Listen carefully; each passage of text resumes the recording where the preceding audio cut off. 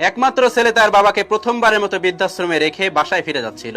রাস্তার মাঝে হঠাৎই তার ফোন এলো এবং তার ফোনটি ছিল তার স্ত্রীর। তার স্ত্রী তাকে ফোন দিয়ে বলতেছে, তুমি আরো একবার বৃদ্ধাশ্রমে ফিরে যাও, একটা কথা বলতে ভুলে গেছি। বৃদ্ধাশ্রমে গিয়ে তুমি তোমার বাবাকে ভালোভাবে বুঝিয়ে এসো। কোনো অনুষ্ঠান বা ঈদ, এমনকি তোমার জন্মদিনেও যেন তোমার বাবা কষ্ট করে ওই বৃদ্ধাশ্রমে থেকে যায়, আমাদের বাড়িতে যেন না আসে। বাধ্য হয়ে বউয়ের কথা মতো আবার বৃদ্ধাশ্রমে ফিরে গেল। সেখানে গিয়ে সে একটা অদ্ভুত দৃশ্য দেখতে পেল। তার বৃদ্ধ বাবা ওই বৃদ্ধাশ্রমের বৃদ্ধ মালিকের সাথে খুব হেসে কথা বলছে। এটা দেখে ছেলের সন্দেহ হলো। সে মনে মনে ভাবলো, বাবাকে এই বৃদ্ধাশ্রমের মালিককে আগে থেকে চিনতো। তারপর কিছুক্ষণ সে অপেক্ষা করতে লাগলো। কিছুক্ষণ পর বাবা ওনার নির্দিষ্ট কামরায় চলে যাওয়ার পর ওই বৃদ্ধ মালিকের কাছে ছেলেটি যে জিজ্ঞেস করলো, স্যার একটা কথা বলছি, কিছু মনে করবেন না। বলছি যে বাবার সাথে একটু আগে এমন ভাবে কথা বলতেছিলেন, মনে হচ্ছে আপনারা পূর্ব পরিচিত। সত্যি কি তাই? অনাথ আশ্রমের মালিক বললেন, হ্যাঁ, ওনাকে আমি প্রায় 40 বছর আগে থেকে খুব ভালোভাবে চিনি এবং জানি।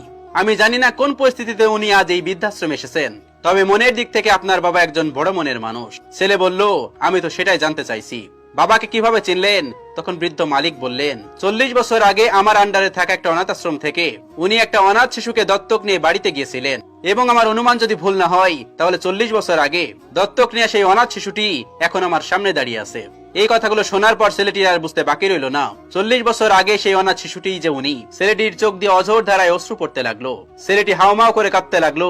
দেরি না করে বাবার কক্ষে দৌড়ে গিয়ে উনার পা ধরে কান্না করতে লাগলো। বৃদ্ধ বাবার পা ধরে বলতে লাগলো, আমাকে মাফ করে দাও, আমি অনেক বড় ভুল করে ফেলেছি। 2 দিনের ভালোবাসার জন্য 40 বছরের ভালোবাসাকে আমি ভুলে গিয়েছি। ছেলের এই করুণ দৃশ্য দেখে বাবাও কেঁদে ফেললেন। তিনি ছেলেকে পা থেকে তুলে বুকে জড়িয়ে ধরে বলতে লাগলেন, ধুর বোকা ছেলে, এর জন্য কান্না করতে আছে, আমি তো তোকে মাফ করে দিয়েছি। এবার ছেলেটি কান্না থামিয়ে সেই বৃদ্ধাশ্রম থেকে বাবাকে নিয়ে বাড়ির পথে রওনা দিল। ভিডিওটি অনেক শিক্ষামূলক, শেয়ার করে সবাইকে দেখার সুযোগ করে দিবেন এবং পৃথিবীর